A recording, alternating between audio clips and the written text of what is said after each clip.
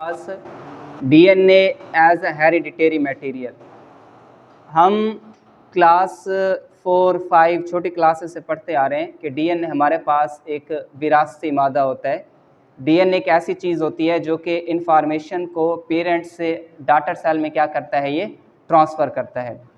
तो अब ऐसा नहीं होता कि साइंसदान सो रहा होता है और वो ख्वाब देखता है कि डीएनए की विरासती मादा वो लिख देता है, आगे बात क्या हो जाती है, प्रूफ हो जाती है। साइंस के अंदर देखें, कोई भी बात जो एक साइंसदान निकालता है अपने मुंह से या आपकी बुक के अंदर जो भी एक लफ्ज़ जो लिखा हुआ वो एक प्रूफ होता है। अब ये हम साबित करते हैं कि साइंसदानों ने साबित किया इस चीज़ को कि डीएनए आपके पास क्या होता है, बाकी एक हेरिडिटरी मटेरियल होता है, ये विरासती मादा होता है।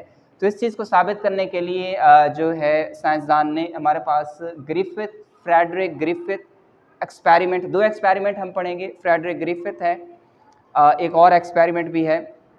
अब साबित हम क्या कर रहे हैं, हम साबित ये कर रहे हैं कि हम ये देख रहे हैं कि डीएनए वाकई आपके पास क्या होता है, ये हेरिडिटरी मटेरियल होता है। यानी डीएनए एक ऐसा मटेरियल होता है जो कि इन्फॉर्मेशन को पेरेंट्स से अगली जनरेशन में क्या करता है, वो ट्रांसफ़र करता है। तो इसमें आप देखें, ये हमारे पास एक बैक्टीरिया होता है, स्ट्रेप्टोकोकस निमोनाई बैक्टीरिया। अच्छा, बायोलॉजी के अंदर जितने भी एक्सपेरिमेंट किए जाते हैं वो मोस्टली या तो रैबिट्स के ऊपर किए जाते हैं या चूहों के ऊपर किए जाते हैं। यानी डेली की तादाद के ऊपर हज़ारों की तादाद में चूहे होते हैं, वो कुर्बान हो रहे होते हैं। तो अब आप ये देखें कि जो स्ट्रेप्टोकोकस निमोनाई बैक्टीरिया है, इसकी 2 फार्म होती हैं। एक होती है इसकी एस फार्म और दूसरी हमारे पास क्या होती है, आर फार्म होती है। अब जो आर फार्म होती है ना, ये इसकी होती है रफ फार्म। यानी रफ फार्म आपके पास यानी ऐसी फार्म होती है, ये इस तरह के आपके पास क्या होती है, रफ, इसकी सरफेस थोड़ी सी क्या होती है, रफ होती है, इस वजह से हम इसको क्या कहते हैं, रफ फार्म कहते हैं।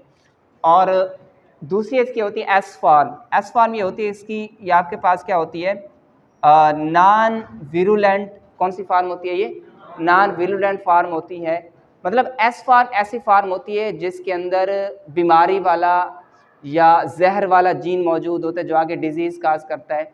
और जो आपके पास जो आर फार्म होती है, ये आपके पास क्या होती है, ये इसके अंदर आपके पास ऐसी होती है, ये यानी आपके पास होती है नॉन विरुलेंट। ये यहाँ पे ये नॉन विरुलेंट होती है,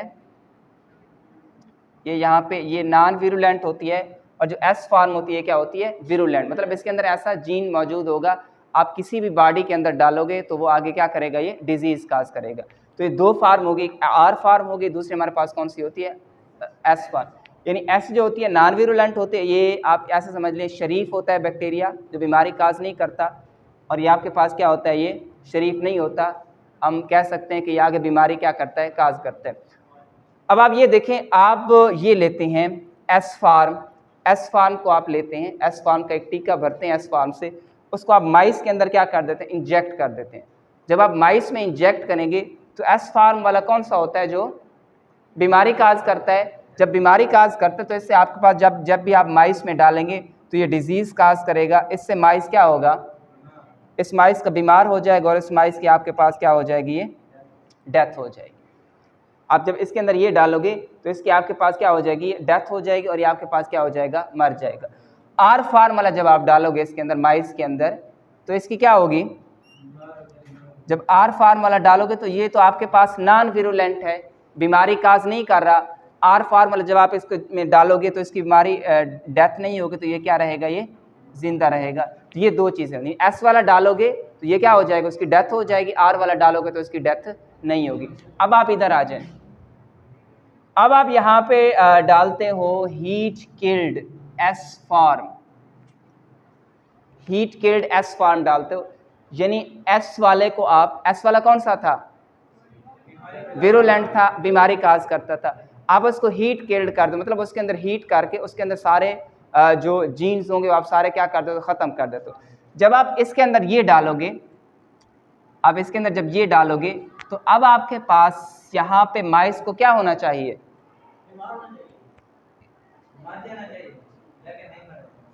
इसको मर जाना चाहिए, नहीं मरना चाहिए। अब इसको देखें, बात सुने, जब आप इसके अंदर एस डालोगे, जब आप इसके अंदर एस डालोगे, देखिए आपने इसको हीट किल्ड कर दिया, मतलब सारे डीएनए आपने उसके अंदर हर चीज़ आपने उसको डिस्ट्रॉय कर दिया, आपने स्ट्रक्चर उसका। तो इस केस के अंदर आपके पास जो आपके पास माइस होगा वो नहीं मरेगा, लाइव कंडीशन में आ जाएगा, नहीं मरेगा आपके पास। तो आपके पास जो ये होगा वो आपके पास किस कंडीशन में रहेगा, ये लाइव कंडीशन में रहेगा। अब चौथी कंडीशन देखें बेटा, चौथी कंडीशन आपके पास है, आप हीट केल्ड लेते हो एस वाला और आर लेते हो लाइव फॉर्म में। इसमें आपके पास कंफ्यूज नहीं होना, यहाँ पे इसमें क्यों नहीं मरेगा, क्योंकि आपके पास ये है कि इसमें क्योंकि आपने वो सारे जो चीज़ें हैं जीन्स है वो सारे आपने उसके अंदर क्या कर दिए, ख़त्म कर दिए, हीट किल्ड है, ठीक है ना। तो हीट किल्ड होने की वजह से ये क्या रहेगा, ये जिंदा रहेगा। इसी तरह से लास्ट ये वाली कंडीशन देखें बेटा, आपके पास हीट किल्ड एस फॉर्म है, हीट किल्ड एस फॉर्म है और आर फॉर्म क्या है, ये लाइव है। अब यहाँ पे आपका इम्तिहान शुरू होता है। हीट किल्ड से क्या होता है, ये जिंदा बच जाता है, और आर फॉर्म जब आप करते हो तो इससे भी आपके पास क्या होता है, ये जिंदा बच जाता है। तो इस केस में दोनों को आपने मिक्सचर कर दिया, एक इंजेक्शन के अंदर आधा आपने एस वाला भरा आपने और आधा आपने कौन सा भरा, आर वाला। जब आप इसको फिल करेंगे, फिल करने के बाद जब आप इसको माइस में डालेंगे, अब माइस को क्या होना चाहिए, माइस को क्या होना चाहिए, माइस को जिंदा रहना चाहिए ना। एस में भी बात सुने, एस में भी हीट किल्ड, एस में भी वो जिंदा रहता है, आर में भी क्या रहता है, वो जिंदा रहता है। दोनों केस के अंदर क्या रहता है, वो जिंदा रहता है। तो इसमें भी उसको क्या रहना चाहिए, जिंदा रहना चाहिए। लेकिन यहाँ पे साइंसदान ने ये देखा कि इसके अंदर जो माइस होता है वो क्या होता है, ये मर जाता है। इसकी क्या वजह होती है, इसकी वजह ये होती है कि जो डीएनए आप जितना भी हीट करेंगे डीएनए नहीं मरता। हमने लास्ट लेक्चर में पढ़ा था डीएनए के ऊपर जीन्स मौजूद होती हैं। जब आप कहीं से देखें बात सुन, आप जब कहीं से आप एक क्रोमोसोम निकालते हो, आप एक डीएनए निकालते हो, तो डीएनए के ऊपर जीन्स क्या होती है, मौजूद होती हैं। अब इस हालत में आगे जीन्स ट्रांसफ़र नहीं हो रहा था। अब इसमें क्या होता है, एस से जीन निकलेगा, एस से जीन निकल करके इसमें ट्रांसफ़र हो जाएगा, आर में क्या हो जाएगा, ट्रांसफ़र होगा।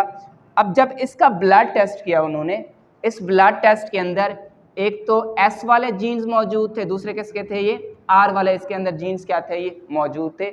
यानी इस केस के अंदर उसने ये देखा कि जो एस वाला था, एस वाला जो डीएनए था वो ट्रांसफ़र हो गया किसके अंदर, आर के अंदर। अब आगे आर क्या होगा, वो एक्सप्रेस करेगा। जब आर एक्सप्रेस करेगा यानी एस के आने से आर भी जहरीला हो गया, ठीक है ना। अब देखें एक नॉर्मल बॉडी के अंदर आप जहर डाल दें तो वो नॉर्मल बॉडी भी आपके पास क्या हो जाएगी, जहरीली हो जाएगी ना। आर नॉर्मल था, लेकिन एस चूंकि एक्सप्रेस करने के लिए कोई चीज़ नहीं मिल रही थी इस केस के अंदर, यहाँ पे उसको एक्सप्रेस करने के लिए एक मटेरियल मिल गया, लिविंग ऑर्गेनिज्म, तो ये इसको भी क्या कर देगा, पॉइजनस कर देगा। जब ये पॉइजनस वाला यहाँ पे ट्रांसफ़र होगा तो ये आपके पास जो है ये भी क्या हो जाएगा, ये माइस आपके पास डाई हो जाएगा। तो एक चीज़ आपके पास ये साबित हो गई कि डीएनए आपके पास वाकई क्या होता है, ये जेनेटिक मटेरियल होता है। देखिए इसका डीएनए ट्रांसफ़र हुआ है ना, और तो कोई चीज़ ट्रांसफ़र नहीं हुई, सिर्फ इसका डीएनए एक जनरेशन से दूसरी जनरेशन में आपके पास क्या हो गया, ये ट्रांसफ़र। तो इससे आपके पास ये चीज़ वाकई क्या होगी, प्रूफ हो गया कि डीएनए आपके पास क्या होता है, एक विरासती मादा होता है। तो ये आपके पास होता है ट्रांसफॉर्मेशन, लॉ ऑफ ट्रांसफॉर्मेशन। ये शॉर्ट क्वेश्चन भी आता है। ट्रांसफॉर्मेशन क्या होता है कि जिसमें जेनेटिक मटेरियल एक जनरेशन से दूसरी जनरेशन में आपके पास क्या हो जाता है, वो ट्रांसफ़र हो जाता है। इसको हम कहते हैं लॉ ऑफ ट्रांसफॉर्मेशन। तो इसमें जेनेटिक मटेरियल एस से किस में शिफ्ट हो गया, ये आर के अंदर शिफ्ट हो गया। तो ये आपके पास क्या होता है, ट्रांसफॉर्मेशन। जी ये आपके पास होता है ट्रांसफॉर्मेशन। क्लियर हो गया ये चीज़। दूसरे एक्सपेरिमेंट की तरफ आ जाएं। हार्शी एंड चेस एक्सपेरिमेंट। हम लोग क्या चीज़ देख रहे हैं, हम लोग ये देख रहे हैं कि डीएनए आपके पास हेरिटेबल मटेरियल है या डीएनए हेरिटेबल मटेरियल नहीं है, ये चीज़ हम देख रहे हैं। इसमें इन दो साइंसदान ने एक वायरस लिया, ये वायरस है, और ये होता है बैक्टीरियोफेज। ये ऐसा वायरस होता है जो बैक्टीरिया को खाता है। बैक्टीरियोफेज बैक्टीरिया नहीं है, अक्सर बच्चे भूल जाते हैं, बैक्टीरिया फेज को बैक्टीरिया टिक कर देते हैं। बैक्टीरियोफेज एक ऐसा वायरस होता है जो कि फेज का मतलब क्या होता है, ईटर। एक ऐसा वायरस होता है जो बैक्टीरिया को खाता है। उन्हें एक बैक्टीरिया फेज लिया और इसके अलावा उसने दो बैक्टीरिया ले। एक बैक्टीरिया आपके पास, ये मैं आप इसको कह देता हूँ, ये ए है, ये आपके पास क्या है, ये बी है। दो बैक्टीरिया लिए, एक बैक्टीरिया ये हो गया, एक बैक्टीरिया क्या हो गया, ये ये हो गया। और इसके साथ उसने रेडियो एक्टिव आइसोटोप एलिमेंट, कौन सा एलिमेंट लिए? रेडियो एक्टिव आइसोटोप, यानी ऐसे एलिमेंट या ऐसे आइसोटोप लिए जो आगे रेडिएशन खारिज करते थे। क्या खारिज करते थे? वो रेडिएशन खारिज करते थे। तो 3 चीज़ें इसने ली। पहले नंबर पे क्या लिया उसने? बैक्टीरियोफेज। दूसरे नंबर पे 2 इसने क्या लिए? बैक्टीरिया लिए। और तीसरे नंबर पे उसने जो है एक रेडियो एक्टिव आइसोटोप जो है ना वो ये लिया। अब केस नंबर 1 हम देखते हैं। केस नंबर 1 के ऊपर अब देखें, आपने वायरस का स्ट्रक्चर आपको याद होगा, आपने पढ़ा होगा, उसका प्रोटीन कोट होता है, टेल होता है, टेल फाइबर होता है, डीएनए इसके अंदर मौजूद होते हैं। तो इसका आपके पास ये देखें, ये प्रोटीन कोट है। अब रेडियो एक्टिव आइसोटोप ऐसा एलिमेंट होता है जो कि रेडिएशन खारिज होती है, ठीक है ना, यहाँ से रोशनी खारिज होती है, उसको हम क्या कहते हैं? रेडियो एक्टिव आइसोटोप कहते हैं। अब उसने ये केस नंबर ए हो गया और आपके पास केस नंबर क्या है? ये बी है। इस केस नंबर ए में उसने क्या किया? सल्फर जो होते हैं ना, ये प्रोटीन के अंदर पाई जाती है, प्रोटीन में सल्फर मौजूद होती है। उसने जो प्रोटीन कोट था, इसको प्रोटीन कोट था, ये जो प्रोटीन कोड था, इस प्रोटीन कोड को उसने S35 दे दिया। अब S35 इसको दे दिया, मैं यहाँ पे ये देखें, ये मतलब S35 दे दिया, यानी जो यहाँ से रेडिएशन निकल रही है वो किससे निकल रही है बेटा? आपके पास जो रेडिएशन निकल रही है वो इस प्रोटीन कोड से निकल रहे हैं, क्योंकि रेडियो एक्टिव मटेरियल उसने किसको दे दिया है? प्रोटीन कोड को दे दिया। अब दूसरे केस में उसने क्या किया? यहाँ पे उसने जो P32 रेडियो एक्टिव आइसोटोप था, P32, क्योंकि फास्फोरस डीएनए के अंदर पाई जाती है, डीएनए का आपने स्ट्रक्चर पढ़ा होगा, फास्फोरस, इसको हम इसमें प्रोटीन कोड को नहीं दे सकते, इसको हम डीएनए को देंगे। इसको उसने डीएनए दे, जो फास्फोरस था उसने डीएनए को दे दिया। अब डीएनए आपके पास क्या करेगा? ये अब जो रेडिएशन खारिज होगी वो कहाँ से होगी? यहाँ से डीएनए से खारिज होंगी, यहाँ से आपके पास किससे खारिज होंगी? ये प्रोटीन कोड से खारिज होंगी।